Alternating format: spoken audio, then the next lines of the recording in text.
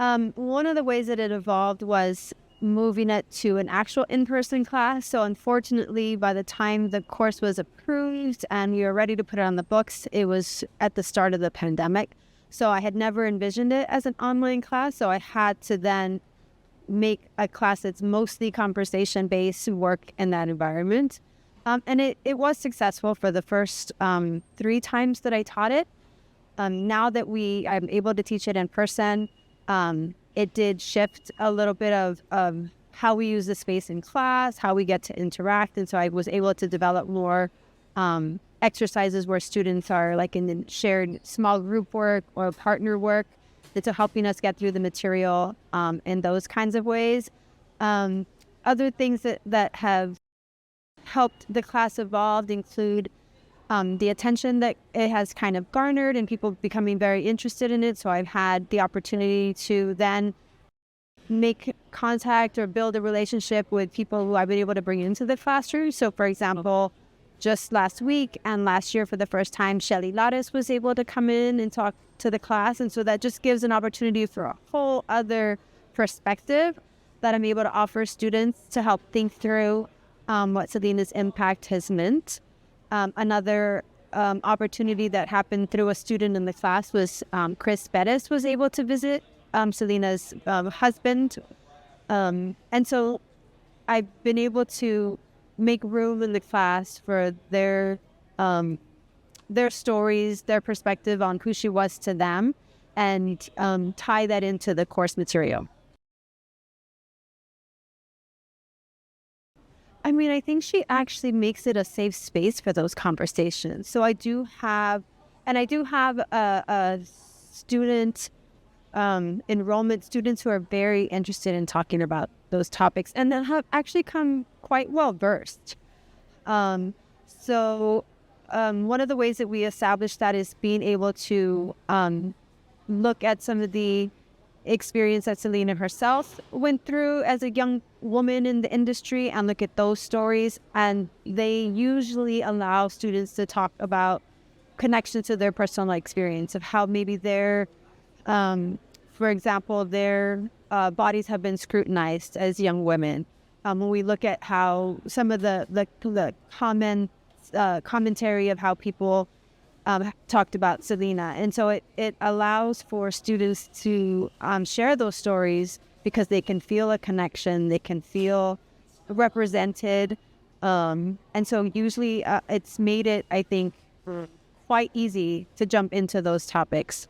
In talking about race, I mean, Selena was using the language at the time to identify herself as a proud Tejana, as a proud Mexican American. And so we get to talk about how labels have evolved, what are some of the connotations that are attached to them, how students take them up, which ones have kind of fallen out of favor. So there's a lot of opportunity for like that type of analysis that doesn't feel that hard to do in this space, or that students aren't ready to engage in those conversations. So how do you incorporate your personal experiences as a Mexican American and a fan of Selena into your teaching? I know you talked a little bit about it in your class. Yeah. I mean, I introduced myself that way to students on day one, saying that, as a Chicana college student here in San Antonio at St. Mary's during the heyday of Tejano music, which is also the peak of Selena's career, the times that I got to see her, I share those stories with them. I talk about how my relationship with her evolved because I acknowledged that I wasn't necessarily a Selena fan, I was a Tejano music fan. And so she was just one of the many Tejano music artists whose music I enjoyed listening to, dancing to, and seeing her perform. And it wasn't until after her death and that collective, like, generational loss of experiencing it and then seeing what happened subsequently that I was able to, once I progressed on my educational trajectory, to apply that expertise and the way to ask questions and my ability to envision a college course around it, to apply those questions to her legacy, from my own personal memories of what I saw and knew about her and bring those into the classroom. And so my students really appreciate that, that I have those kinds of memories. In fact, it was the realization that, it was the realization that one of my early semesters teaching at UTSA and we were talking about Selena not in a course dedicated to her yet, but just in my other Mexican American Studies course, that I was the only person in the room that had been alive when she was alive. And I realized there's an opportunity here for students to still engage what she means in a course dedicated to her. So in many ways, it informs what I do in the classroom and even the design of the course in the first place.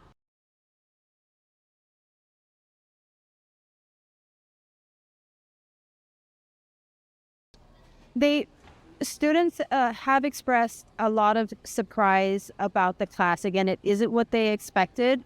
I make it very clear that this isn't a course where we look at the unauthorized biographies about her. We are not kind of doing a chronology of her life of, did she do these kinds of things? Did she wear this for this reason? Like, we don't parse out. That's not where we spend our time focusing on. Our focus is on what is studying her legacy. What does that tell us about the experience of being Mexican American? And then the second half of that is what about what she offered the world with her cultural work and her accomplishments? How has that impacted the Mexican American experience? And so my students, they're surprised that those are the areas of focus, and how much that their own work in the class, as their main assignment is to interview self-identified Selena fans. And I have them interview someone who's from my era that would have been alive when she was alive, and two people that are from their era that would have become fans after her death.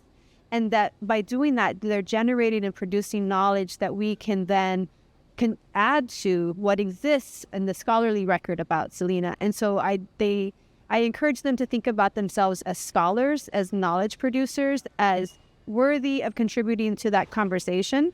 And so I think that's a surprise for them to be, to shift the class from, I'm going to tell you everything I know and you're going to absorb it, to, you're going to help me generate what we need to know and what we should know by talking to this community about who Selena was.